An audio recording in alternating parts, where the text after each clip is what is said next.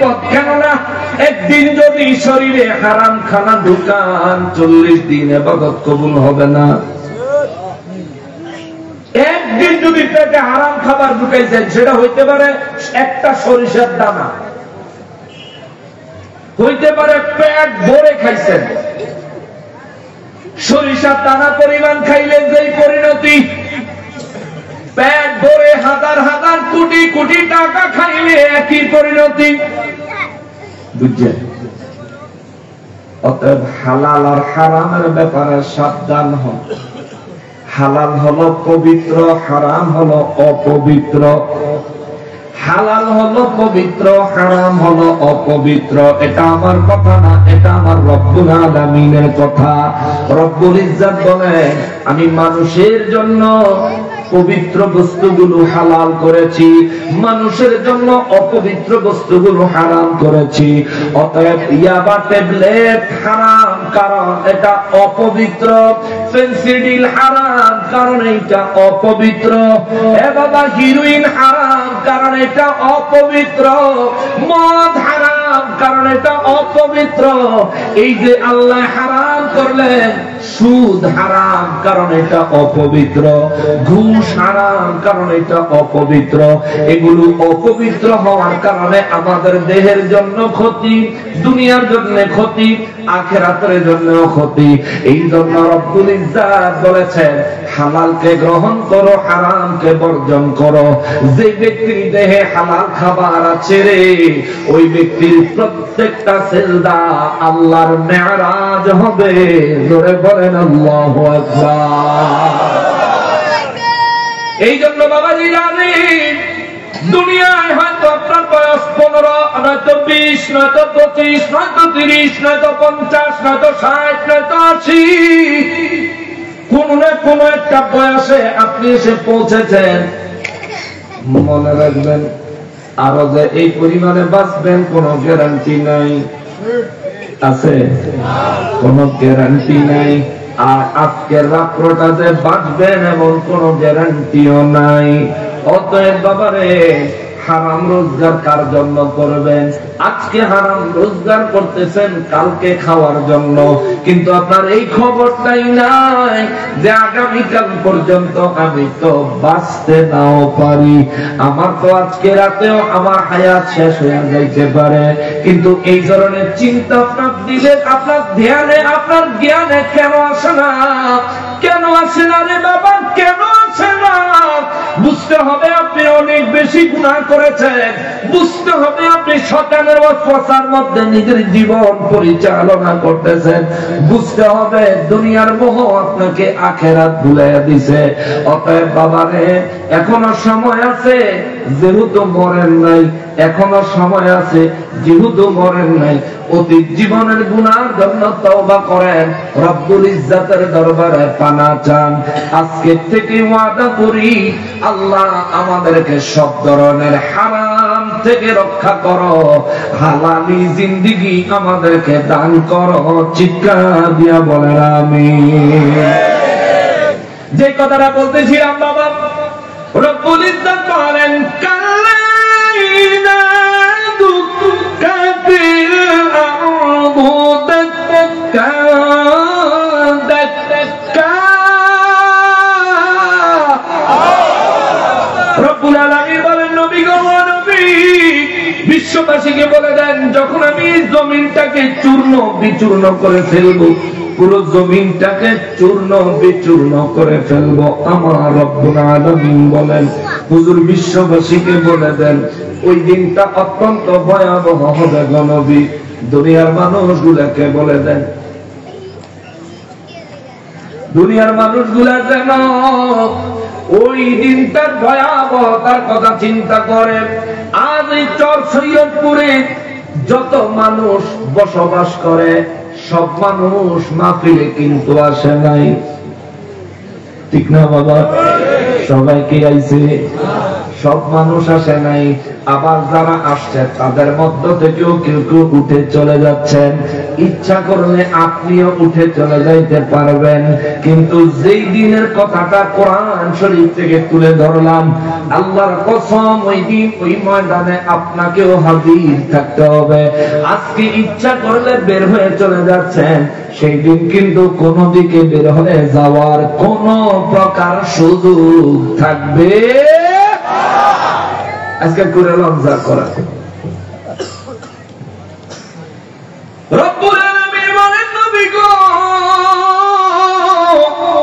দুনিয়ার মানুষদেরকে বলেন, যেদিন আমি রব্বুল ইজ্জত এই জমিনটাকে চূর্ণ বিচূর্ণ করে ফেলবো, ওই দিন এই জমিনটা ধুলাবালি থাকবে না, ধুলাবালি হবে না। আমার রব্বুল আলামিন কিয়ামত সম্পর্কে বলতে যায় বলেন, যেদিন ইসরাফিল ফেরেশতা বাঁশিতে ফু দিবে, বিরাট বিরাট পাহাড়গুলি একেবারে ভেঙে চুরমার হয়ে ওই পাহাড়গুলি ধূলিকণা হয়ে বাতাসে উঠতে থাকবে। আল্লাহু আকবার! কত বিশাল পাহাড়! রব্বুল ইজ্জত বলে, এটা ভেঙে গুঁড়া হয়ে ধূলিকণায় রূপান্তর হয়ে এই ধূলিকণাগুলো বাতাসে ঘুরতে থাকবে, একটা ধূলিকণাও জমিনে পড়বে না। আল্লাহু আকবার! সেই দিনের অবস্থা কেমন হবে চিন্তা করেন। সামান্য একটু ভূমিকম্প হইলে 10 তলার মানুষ দৌড়ে বিল্ডিং থেকে নাইমা রাস্তায় এসে দাঁড়ায় থাকে, হায় হায় কখন জানি ভাঙ্গা মাথার উপরে পড়ে।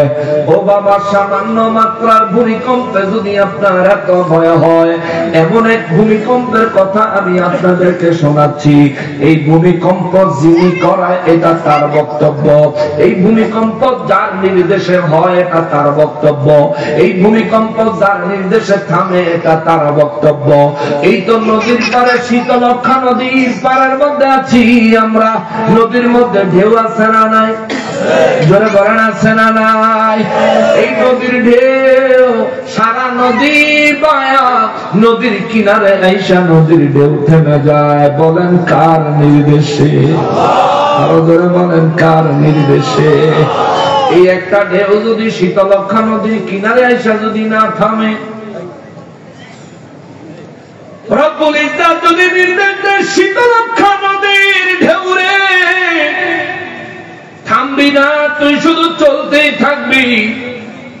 চর সৈয়দপুর পানির নিচে, নারায়ণগঞ্জ পানির নিচে, গোটা বাংলাদেশ পানির নিচে, এমনকি গোটা পৃথিবীও এই একটা ঢেউ যদি আল্লাহর নির্দেশে না থামে, চলতেই থাকে চলতেই থাকে চলতেই থাকে, গোটা বিশ্ব পানির নিচে তলাইয়া যাবে।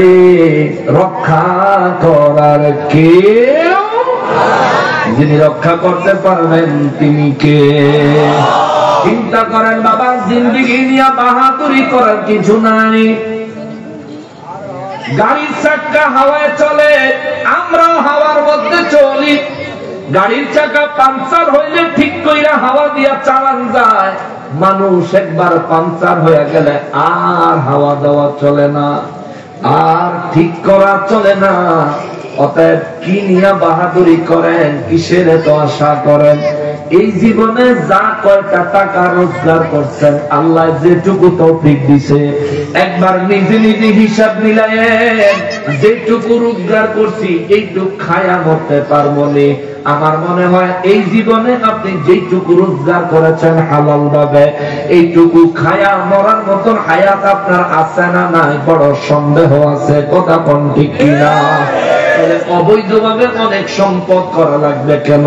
আরে বাবা, অবৈধভাবে যে সম্পদ করেন, যদি খায়া যাইতে পারতেন তবুও তো মন্ডারে বুঝাইতাম। কিন্তু আজকে রাতে আপনি মৃত্যুবরণ করলে, মৌত এমন একটা কঠিন বিষয় রে, মৌত এমন একটা নির্মম সত্য রে। আপনার পছন্দের জামা কাপড় গায়ে দিয়া রাতের বেলা ঘুমাইছেন, এই পছন্দের জামা কাপড় গায়ে দিয়া যদি রাতে আপনার ইন্তেকাল হয়ে যায়, বিশ্বাস করেন রে বাবা, কাল সকালে আপনাকে যখন দাফন করবে, আপনার পছন্দের জামা থাকতো না, তিন টুকরা কাফনের কাপড় লাগাইবো যার মধ্যে কোনো সিলাই থাকতো না।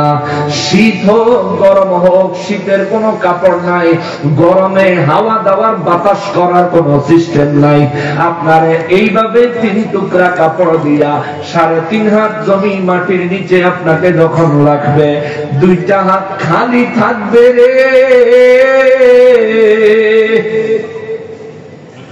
ওরে 2টা হাত খালি, মাথাটা খালি, পুরো বডিটা কাপড়ের কাপড় ছাড়া কিছু নাই রে বাবা। এই জন্য ওই বাদশা সেকান্দার অনেক ধনী ছিলেন, তার একটা গজল আছে, ছিলেন বাদশা সেকান্দার,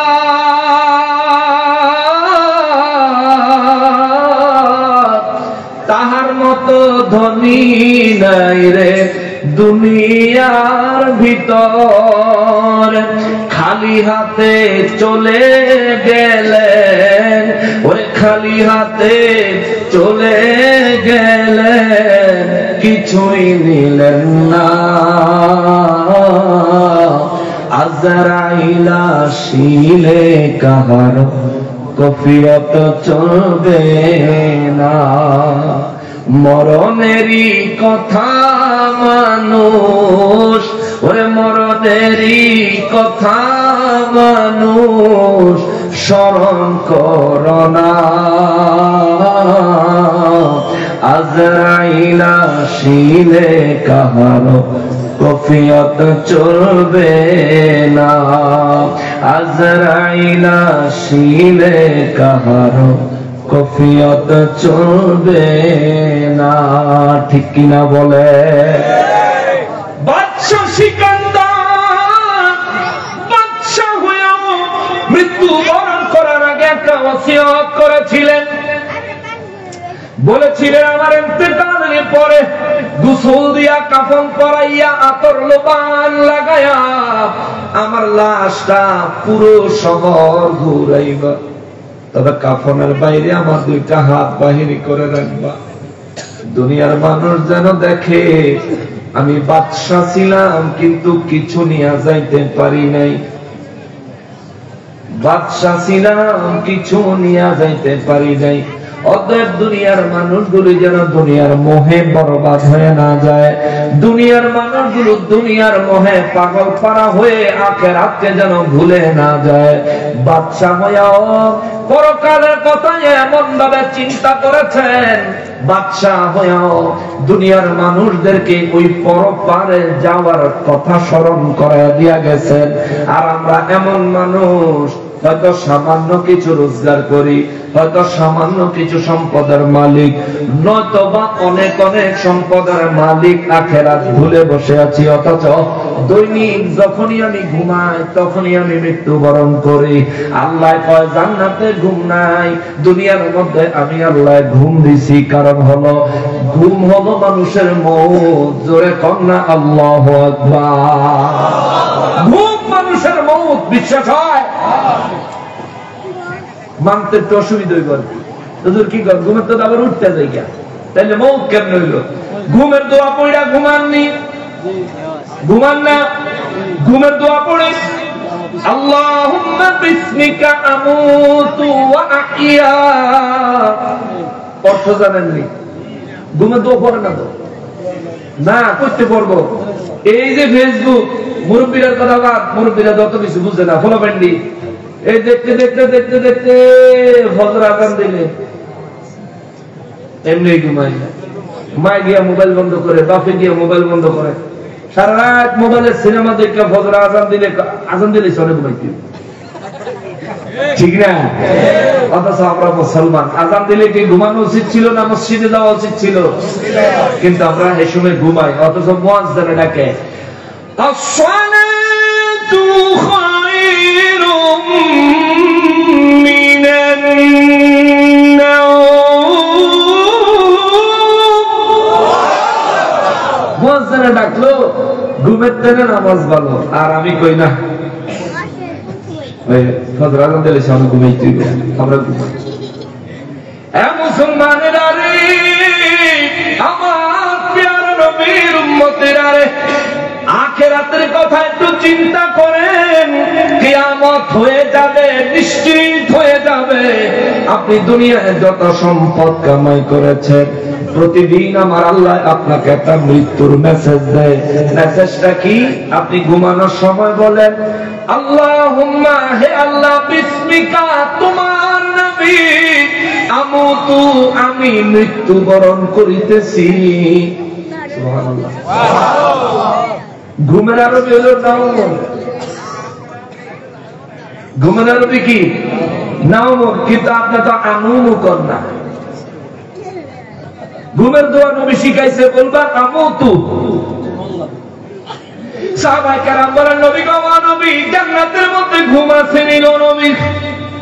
আমার নবী রাহমাতুল লিল আলামিন বলেন, না না না, জান্নাতের মধ্যে কোনো ঘুম নাই। সাহাবীরা কয়, হুজুর, হেমতলে বাঁচবো কেমনে? একদিন না ঘুমাইলে পরের দিন মাথা ঘুরানির ঠেলায় দাঁড়াইতাম পারি না। ও নবী, যদি 2 দিন না ঘুমাই অবস্থা খারাপ হয়ে যায়, তাহলে জান্নাতের কোনো ঘুমই নেই, তাহলে কেমনে বাঁচবো মানুষ? আমার নবী বলেন, সাহাবীরা রে, এর প্রথম জবাব হলো, তোমাদেরকে দুনিয়ায় ঘুম দিয়া বাঁচাইয়া রাখেন যিনি, জান্নাতেও ঘুম ছাড়া বাঁচাইয়া রাখবেন তিনি, তার নাম কি? আরো ধরে বলেন কি? বলেন 2 নাম্বার বিষয় হলো, ঘুম একটা আরামের জিনিস, ঘুম একটা আরামের বিষয়। রব্বুল আলামিন ইচ্ছা করলে জান্নাতে ঘুমটাকে একটা নিয়ামত বানায় রাখতে পারতেন, কিন্তু আল্লাহ রাখেন নাই। কারণ ঘুম হলো মৌত সমতুল্য, ঘুম হলো মৃত্যু সমতুল্য। অতএব জান্নাতে যারা যাবে তাদের কোনো মৌত, যেহেতু জান্নাতে মৌত নাই, সেহেতু জান্নাতে ঘুম নাই। ঘুম ছাড়াও জান্নাতে সুস্থ রাখতে পারেন কে? আপনি প্রতিদিন ঘুমানোর সময় বললেন, যদি দোয়া পড়েন, আর কি পড়লেও এটা, না পড়লেও এটা, আপনি বলতেছেন, আমুতু, আমি মৃত্যুবরণ করলাম। আমিও বলতেছি, আমুতু, আমি মৃত্যুবরণ করিতেছি। আবার যখনই ঘুম থেকে জেগে উঠবো, আল্লাহ আপনার নামেই জেগে উঠবো, জোরে বলেন সুবহানাল্লাহ। অর্থাৎ মানুষের আল্লাহ ঘুম দিছে, এই ঘুম তো দুনিয়ায় আরামের ঘুম না, এটা মৌতের কথা মনে করায় দেয়। যেমন মৃত্যুর পরে কোন সম্পদের মালিকানা থাকে, বলেন থাকে? এই মোবাইলটা আপনার সোজা কাছে যতক্ষণ ঘুমাইছেন, মাথার কিনারে মোবাইল না, কোথায় মোবাইল খবর আসেনি। অনেকের গায়ের কাপড় নড়ে চলে যায়, খবর থাকে না। ঘুমাইছেন, মাথার কাছ থেকে মোবাইল চোরে নিয়ে যায়, খবর পাওয়া যায় না। বিবি সন্তানের ফোন নিয়ে যায়, বিবি সন্তানের নিজের সব জিনিসপত্র নিয়ে ব্যবহার করলেও ঘুমাইলে পরে খবর পাওয়া যায় না। অর্থাৎ আপনি ঘুমাইছেন, দুনিয়ার কোন সম্পদের সাথে আপনার কোনো কানেকশন নাই। নিঃশ্বাসটা চলতেছে, আমার আল্লাহ এখনো আপনার নিঃশ্বাসটা বন্ধ করবেন এই সিদ্ধান্ত নেন নাই, যার কারণে নিঃশ্বাসটা চলতেছে, কিন্তু আপনার আল্লাহ মৌত দিছে, আপনি ওইটাকে মৌত হিসেবে মাইনা নিছেন, আপনি মৃত্যুর মধ্যে আছেন। এই জন্য নবী বলেন, দৈনিক তুমি না ঘুমাইলে দুনিয়ায় জীবন যাপন করা তোমার জন্য অসম্ভব হয়ে যাবে। আমার রব্বুল ইজ্জত তোমারে ঘুম দিছে মৌতের কথা স্মরণ করার জন্য। অতএব ঘুমানোর আগে সারা জীবনের, সারা দিনের গুনাহের জন্য আল্লাহর দরবারে তওবা করবেন। ঘুমানোর আগে নবী বলেন, খাস করে তওবা করবা, যেন রব্বুল ইজ্জত তোমার জীবনের গুনাহগুলি মাফ করে দেয়। ওই ঘুম তোমার জীবনের যদি শেষ ঘুম হয়, ওই ঘুমে যদি তোমার মওত হয়, নবী রাহমাতুল লিল আলামিন বলে, ওই ঘুমকে কেন্দ্র করে আল্লাহর কাছে পানা চাইবা, শাহাদাতের মৃত্যু চাইবা। জোরে বলেন আল্লাহু আকবার। কিন্তু আমরা তো ঘুমের দোয়া পড়তাম, ওই মনে থাকে না।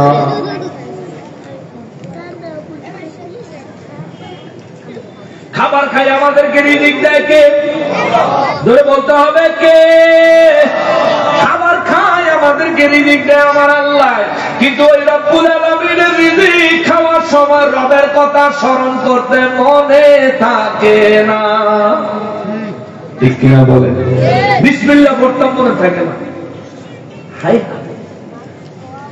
হ্যাঁ মুসলমানেরা, আমার প্রিয় নবীর উম্মতেরা রে, যদি আপনি ঈমানের সাথে মৃত্যুবরণ করতে চান, হালালের উপর জীবন যাপন করতে হবে, সর্বদা মৌতের কথা চিন্তা করতে হবে। আপনি এখন মরলে আপনার কোন সম্পদের মালিক আর আপনি রইলেন না, আপনার সমস্ত সম্পদের মালিক আপনার ওয়ারিসেরা হয়ে গেল। যদি সমস্ত কামাই করা সম্পদ নিয়ে কবরে যাওয়াই না যায়, তাইলে এত সম্পদের পিছনে আমি কেন সময় নষ্ট করব? যা নিয়ে কবরে গিয়ে যাওয়া যাবে, যা আমার সঙ্গে কবরে যাবে, যা হাসরের ময়দানে আমার উপকারের বস্তু হবে, বিষয় হবে, তা নিয়ে আমাকে হাসরের ময়দানে দাঁড়ানোর মতো প্রস্তুতি নিতে হবে। যা আমার কবরে আমার নাজাতের জন্য সাহায্যকারী হবে, তা নিয়ে আমাকে কবরে যেতে হবে। এইভাবে জীবন তৈরি করেন। এই জায়গায় একটু স্বার্থপর হন, এই জায়গায় একটু স্বার্থপর হন, নইলে বাবা কবরে আপনি যখন বিপদে পড়বেন, একা একা একা, কথা বলেন ঠিক কিনা? একা একা বিপদে পড়ে থাকবেন। যদি আমার কবর খুলেও দেয়, আপনি কবরে বিপদে পড়েছেন, এটা যদি আপনার বিবি সন্তান দেখার ভাগ্য হয়, সেই বিপদ থেকে রক্ষা করার মতো আপনার বিবি সন্তানের ক্ষমতা থাকবে না। দোয়া করতে পারবে, মালিক মাফ করে দাও। ওই সন্তান এবং দুনিয়াতে যত সম্পদ রেখে গেছে, এইখান থেকে কোন সম্পদ আপনার কবরে ঢুকে দিলে আপনার কবরের আযাব কমবে না। অতএব দুনিয়ার থেকে সম্পত্তির চিন্তা মাথার থেকে কমায়া দেন, আখিরাতের চিন্তা করেন, হালাল ভাবে রোজগার করেন, 1000 কোটি অসুবিধা নাই, কিন্তু হারাম ভাবে 1 পয়সাও নিজের পকেটে কিংবা নিজের দেহে ঢুকায়েন না রে বাবা। তাইলে আপনার কবরে আপনি জ্বলবেন, আপনার কবরে আপনি বিপদগ্রস্ত হবেন। বিশ্বাস করেন, চোর সৈয়দপুরের মানুষ সেদিন কেউ আপনার সাহায্যকারী হবে না। আল্লাহ ওই কঠিন মুহূর্ত থেকে, মুসিবত থেকে আমাদের প্রত্যেককে হেফাজত করেন। জোরে বলেন আমিন। আমার দয়াল নবী রাহমাতুল লিল আলামিনের নূরানী জবান মোবারক কি আমার আল্লাহ জানায়। আপনাদের কষ্ট হইতেছে? কথা বুঝতেছেন তো? একটু বুঝেন আর অন্তর দিয়ে ফিল করেন। রব্বুল আলামিন নূর নবী রাহমাতুল লিল আলামিনের নূরানী জবান মোবারকে জানায়, নবী গো, ইদা দুক্কাতিল আরদু দাক্কা দাক্কা, এই জমিনটাকে আমি চূর্ণ বিচূর্ণ করে ফেলবো, পুরো জমিনের উঁচু নিচু আমি আল্লাহ সমান করে ফেলবো, একটা ফুটবল খেলার মাঠের মতো আমি আল্লাহ বানায় ফেলবো, পুরো পৃথিবীটা ময়দান হবে, পৃথিবীর জমিনটাকে আমি আল্লাহ সর্বপ্রথম গুড়া গুড়া করে তারপরে জমিনটাকে আমি আল্লাহ তামায় রূপান্তর করে দিব। এই জমিনের ভিতর থেকে তামায় রূপান্তর করার আগে এই জমিনের ভিতর থেকে আমি আল্লাহ সব বের করে আনবো। জমিনকে নির্দেশ দিব, জমিন তোমার গর্ভে যা আছে বের করে দাও। নবী বলেন, কিয়ামতের দিন এই জমিন তার গর্ভ থেকে মানুষের লাশ বের করে দিবে। জমিন তার গর্ভ থেকে স্বর্ণ, রূপা, হীরা, জহরত, মণিমুক্তা, খনিজ সম্পদের খনিগুলো মাটি তার নিজের গর্ভ থেকে ঠেলে বের করে দিবে। এগুলো উপরে উঠে আসবে, আর কবর থেকে মানুষগুলি উপরে উঠে আসবে। নবী বলেন, সর্বপ্রথম একটা চোর ডান দিক বাম দিক তাকায় দেখবো স্বর্ণ, রূপা, হীরা, জহরত, মণিমুক্তা জমিনের উপর ছড়িয়ে ছিটিয়ে আছে। সে দেখা কইব, হায় হায়, এগুলোর জন্য দুনিয়াতে আমি চোর হয়েছিলাম, আমার হাত কাটা গিয়েছিল। এই সমস্ত সম্পদ যেগুলোর কোনো দামই নাই, এমন কিছু সম্পদ যেগুলোর কোনো মূল্যই নাই। নবী বলেন, এই বলে সে হায় হায় হায় হায় করতে করতে হাসরের ময়দানের দিকে রওনা দিবে। জোরে বলেন নাউজুবিল্লাহ। নবী বলেন, দ্বিতীয় রকম আরেকটা মানুষ, যে মানুষটা দুনিয়ার মধ্যে অনেক ধনী, অনেক সম্পদশালী ছিল, অনেক টাকা ছিল, কিন্তু আত্মীয় স্বজন তার কাছে সাহায্য চাইব, এই ভয়ে আত্মীয় লগে সম্পর্ক রাখে নাই। আছে না? নারায়ণগঞ্জ যেমন মানুষ মনে হয় নাই, চর সৈয়দপুরে এই সমস্ত মানুষ নাই, অন্য জায়গার কথা কইতেছে, হাদিসের কথা বলতেছে। দুনিয়ায় এমন কিছু মানুষ আছে আমার কাছে যদি কেউ চায়, এই জন্য আমি আত্মীয়তার সাথে সম্পর্ক রাখি না। নবী বলেন আত্মীয়তার সম্পর্ক ছিন্ন করনেওয়ালারা আমি নবীর দলভুক্ত না। যারা অন্যায় ভাবে আত্মীয়তার সম্পর্ক ছিন্ন করে, নবী বলেন এরা আমার দলভুক্ত না, দলভুক্ত না, দলভুক্ত না। নবী বলেন দুনিয়ার সম্পদের কারণে আত্মীয়দের সাথে অন্যায়ভাবে সম্পর্ক ছিন্ন করে নেওয়ালা মানুষটা যখন নিজের কবর থেকে বের হয়ে আসবে, নবী বলেন কবর থেকে বের হইয়া সে চতুর্দিকে তাকায় দেখবো হায় হায় হীরা জহরত মণি মুক্তা ধন সম্পদ চতুর্দিকে গড়াগড়ি করতেছে, ছড়িয়ে ছিটিয়ে আছে। এমন সময় রে বাবা আমার নবী রাহমাতুল লিল আলামিন বলেন ওই মানুষটা দেখবে আর আফসোস করবে, আক্ষেপ করবে, হায় হায় এই দুনিয়া সম্পদের জন্য আমি নারায়ে তাকবীর, নারায়ে রিসালাত, নারায়ে রিসালাত, কথা মতে কি আগমন।